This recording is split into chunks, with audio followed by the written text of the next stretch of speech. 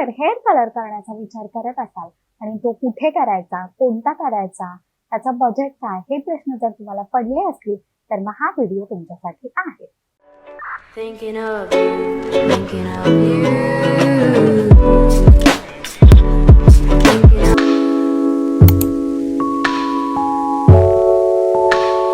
नमस्कार, मी ऋतुजा. तुम्हा सर्वांचं माझ्या चॅनलवर खूप खूप मनापासून स्वागत. तुम्ही जर माझ्या चॅनलवर नवीन असाल तर तुमच्या माहितीसाठी मी दर आठवड्याच्या बुधवारी आणि रविवारी फॅशन, स्टायलिंग, मेकअप आणि हॉल व्हिडिओज या कॉन्टेंटवरती व्हिडिओ घेऊन येते. तुम्हाला जर व्हिडिओ आवडला तर चॅनलला नक्की सबस्क्राईब करा. तुम्ही मला इंस्टाग्रामवर पण फॉलो करू शकता. माझा युजर आयडी मी स्क्रीनवर मेन्शन करते आणि तो खाली डिस्क्रिप्शन बॉक्समध्ये पण आहे. तर जसं की मी तुम्हाला सांगितलं, आजचा व्हिडिओ हा हेअर कलरवरती आहे. तर या व्हिडिओमध्ये मी तुमच्यासोबत हेअर कलर कुठे करायचा, कोणता कलर वापरायचा, तो तुम्ही घरी करू शकता का, किंवा तो तुम्ही सॅलॉनमध्येच करायला पाहिजे, त्याचा बजेट काय असतं, त्याचबरोबर त्याचे होणारे फायदे तोटे काय आहेत हे शेअर करणार आहे. तर मग हे सगळं जाणून घ्यायचं असेल तर मग व्हिडिओ शेवटपर्यंत पाहत राहा. चला तर मग आपण व्हिडिओला सुरुवात करूया. तर आता सर्वप्रथम हेअर कलरचे प्रकार किती. तर हेअर कलरचे जे बेसिक असे जे टाईप्स आहेत ते 4 टाईप्स आहेत. तर सगळ्यात पहिला आहे तो आहे ऑम्ब्रे हेअर कलर. तर याच्यामध्ये तुमचे जे केस आहेत ते त्याच्या एंड्स पासून ते हव्या तशा लेंथ पर्यंत असे ब्लीच करतात आणि मग त्याच्यावरती तुमचे केस कलर केले जातात. तर याच्यामध्ये मोस्टली जे तुमच्या केसांचं मूळ आहे ते त्या स्पेसिफिक लेंथ पर्यंत जे नॅचरल कलर आहे तसंच राहतं. फक्त जिथून तुम्हाला जेवढी लेंथ हवी आहे त्या लेंथ पासून ते तुमच्या एंड्स पर्यंत तुमचे केस कलर होतात. तर सर्वप्रथम तिथे ते ब्लीच वापरतात आणि तुमचे हेअर थोडेसे लाईट करतात आणि मग त्याच्यावरती कलर वापरतात. तर या हेअर कलर मध्ये होणारा फायदा हा की तुमचे केस जे आहेत ते जर तुम्हाला एंड्स मध्ये जर थोडेसे हिरवे वाटत असतील तर तुमचे केस थोडेसे दाट दिसू शकतात. केसांना कलर केल्यामुळे त्याला थोडीशी अशी डेन्सिटी मिळाल्याचं असं इल्युजन येतं. मोस्टली हेअर कलर केल्यावरती जे तुमचे केस रफ होतात तर ते मोस्टली तुमचे स्प्लिट एंड्सलाच होतील किंवा जे तुमचे हेअरचे एंड्स आहेत तिथेच होतील. तुमच्या वरच्या केसांवरती तुम्ही कोणतीच प्रक्रिया न केल्यामुळे ते तुमचे केस एकदम नॅचरल असे राहतील. तिथे तुमच्या केसांना अजिबातच कुठे काही डॅमेज होणार नाही. आता जो दुसरा टाईप आहे तो आहे बॅलेज. तर मी जो केलेला हेअर कलर होता तो हा बॅलेज मधला होता. तर याच्यामध्ये तुमचे जे केस असतात ते जवळजवळ मुळांपासून कम्प्लिटली असे पूर्ण केस तुमच्या ब्लीच करतात. त्याचा कलर जो आहे तो लाईट करतात आणि मग त्याच्यावरती असे वेगवेगळे एंड्स घेऊन त्याच्यावरती कलर करतात. आणि मोस्टली जेव्हा ते कलर करतात तेव्हा असं फ्री हँड पेंटिंग कसं करतो असं आपण ते फ्री हँड कलरिंग करतात. म्हणजे सिम्पली ते हाताने असे तुमचे केस कम्प्लिटली कलर करतात आणि जे तुमचे ऑलरेडी ब्लीच केलेले लाईट केस असतात तर त्याच्यावरती ते कलर केलेले केस असे खूप जास्त उठून दिसतात. हा सगळ्यात कॉमनली केला जाणारा हेअर कलरचा प्रकार आहे. मोस्टली जे तुम्ही हल्ली हेअर कलर्स बघतात तर ते मोस्टली याच कॅटेगरी मधले असतात. पण याच्यामध्ये तुमच्या केसांना डॅमेज होण्याची शक्यता ही खूप जास्त असते. बिकॉज याच्यामध्ये कम्प्लिटली तुम्ही मुळांपासून तुमचे केस ब्लीच करता आणि तुम्ही कोणत्याही प्रकारचं हेअर कलर केलं तरी तुम्ही जेव्हा ब्लीच करता तर ब्लीचमुळे तुमचे केस हे खूप जास्त डॅमेज होतात. म्हणजे तुम्ही जेव्हा फक्त हेअर कलर करता तेव्हा केस तुमचे तितकेसे डॅमेज होत नाही, पण जेव्हा तुम्ही तुमच्या केसांवरती ब्लीच करता तेव्हा तुमचे केस हे खूप जास्त रफ होतात. मी स्वतः केलेलं आहे, मी स्वतः माती खाल्लेली आहे, त्याच्यातून शिकून मी तुम्हाला सांगतेय. जेव्हा तुम्ही हेअर कलर करता ते पण ब्लीच करून तेव्हा तुमचे केस खूप जास्त ड्राय होतात. त्याच्यामुळे जरी तुम्हाला हेअर कलर करायचा असेल तरी तुम्ही कम्प्लिटली फक्त हेअर असे कलर करू शकता किंवा असे जस्ट सिम्पली हायलाइट करू शकता. पण मोस्टली माझा सल्ला असा की तुम्ही केसांना ब्लीच करणं टाळा. तर आता जो तिसरा प्रकार आहे तो आहे ग्लोबल कलर.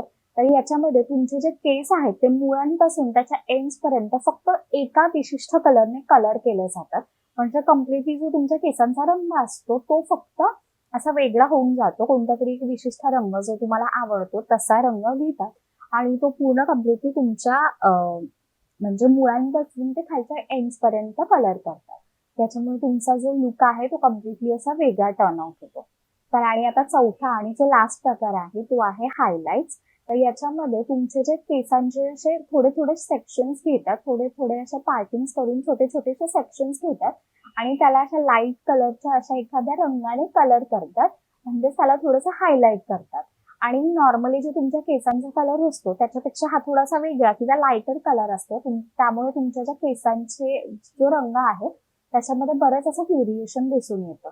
त्याच्यामुळे अशी कुठे कुठे डेप्थ शॅडो असं थोडंसं इल्युजन क्रिएट होतं, ज्याच्यामुळे तुमचे केस अतिशय सुंदर दिसतात. तर हा असा खूप कमी रिस्क असलेला प्रकार आहे.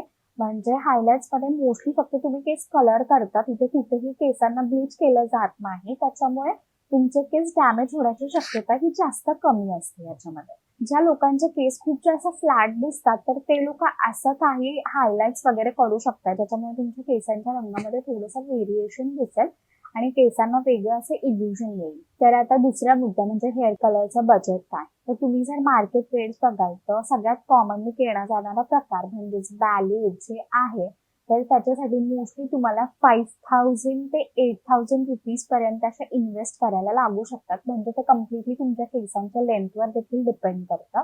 तुमचे केस थोडे छोटे असेल तर तुम्हाला 5,000 रुपीज वगैरे लागू शकतात. हा सगळ्यात कॉस्टली असा प्रकार आहे आणि मोस्टली हा आता नॉर्मली केला जाणारा प्रकार आहे हेअर कलरमध्ये. आणि बाकी जर तुम्ही फक्त हायलाइट्स करणार असाल तर ते तुम्ही किती स्ट्रँड्स कलर करता किंवा किती सेक्शन्स कलर करता त्याच्यावर ते डिपेंड करतं. मोस्टली म्हणजे एका सेक्शनची अशी विशिष्ट प्राइस असते आणि मग त्या हिशोबाने तुम्ही किती स्ट्रँड्स करता त्याच्यावरती ती प्राइस डिपेंड करते. तर आता तिसरा मुद्दा म्हणजे तुम्ही हे घरी करू शकता का. तर मोस्टली जे बॅलेज म्हणजे जे सगळ्यात कॉमन केला जाणारा हेअर कलरचा प्रकार आहे, तर तो मोस्टली तुम्ही घरी अजिबात नाही करू शकत.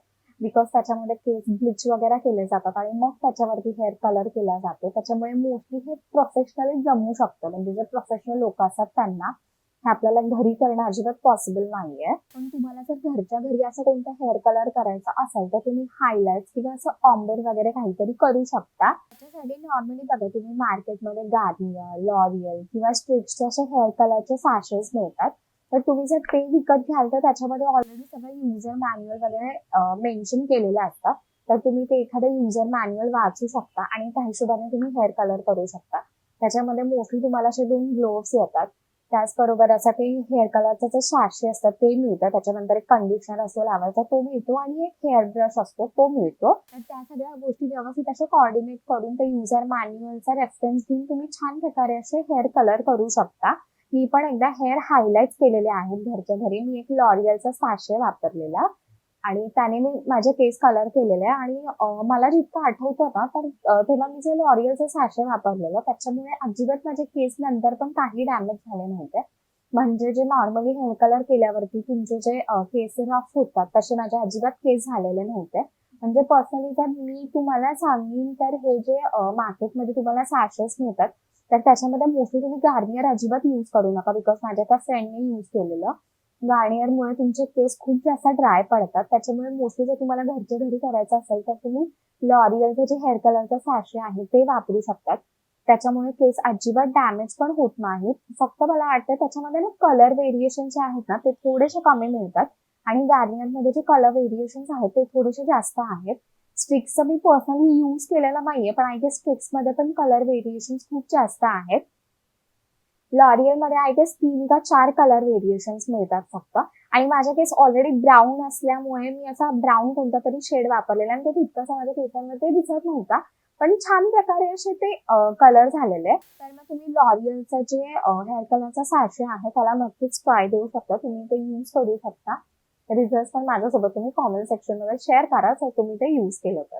तर तुम्ही हेअर कलर कुठेही करायचं ठरवलं म्हणजे भले ते सलॉनमध्ये असेल किंवा ते घरच्या घरी असेल, पण तरीही एक प्रश्न असतो तो म्हणजे मी हेअर कलर कोणता करायचा.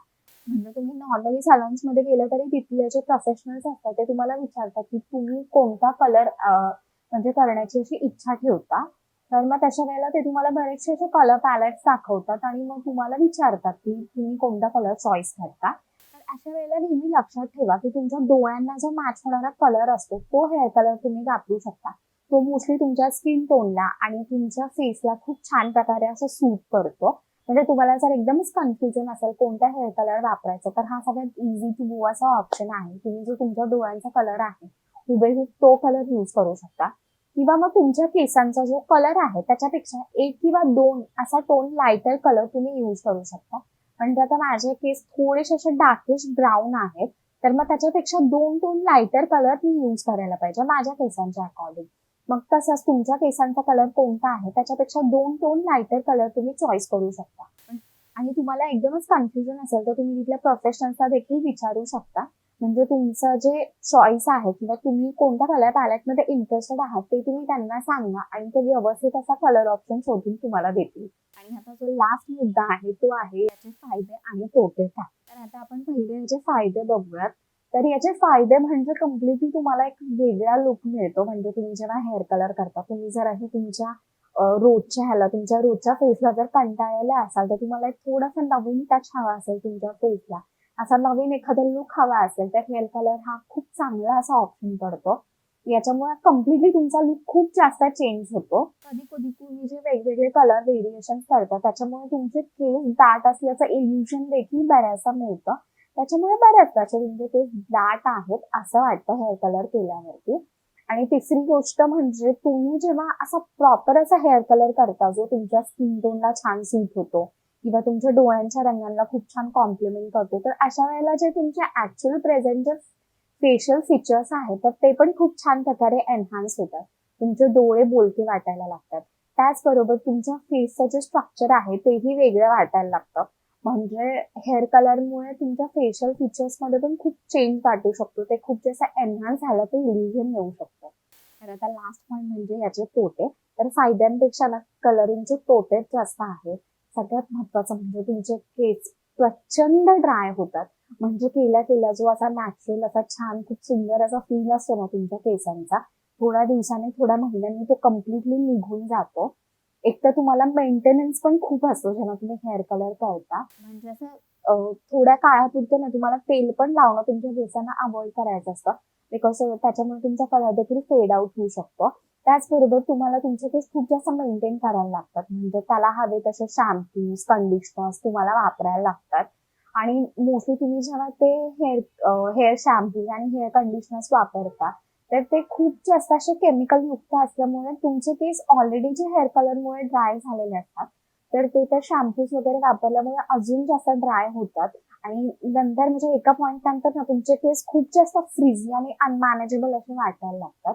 म्हणजे मला आठवतं मी जेव्हा हेअर कलर केलेलं, तर त्याच्यानंतर मी थोड्या दिवसांनी अक्षरशः केराटिन ट्रीटमेंट घेतलेली माझे केस स्मूथ करायला. बिकॉज माझे केस तितके जास्त रफ वाटायला लागलेले मला.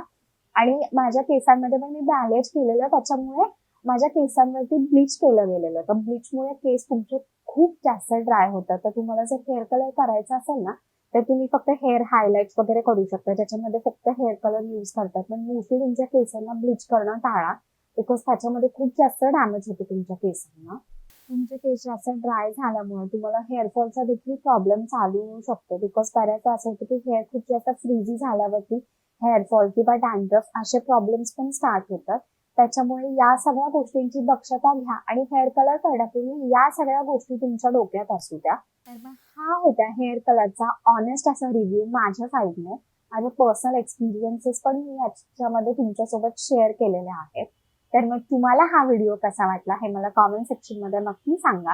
तुम्हाला जर हा व्हिडिओ आवडला असेल तर व्हिडिओला लाईक करा आणि तुम्ही अजून देखील चॅनलला सबस्क्राईब केलं नसेल तर चॅनलला सबस्क्राईब करा आणि बेल आयकॉनवर क्लिक करा, म्हणजे आता नेक्स्ट व्हिडिओ आलेला तुम्हाला नक्की समजेल. तोपर्यंत स्वस्त रहा, मस्त रहा आणि काळजी घ्या. धन्यवाद.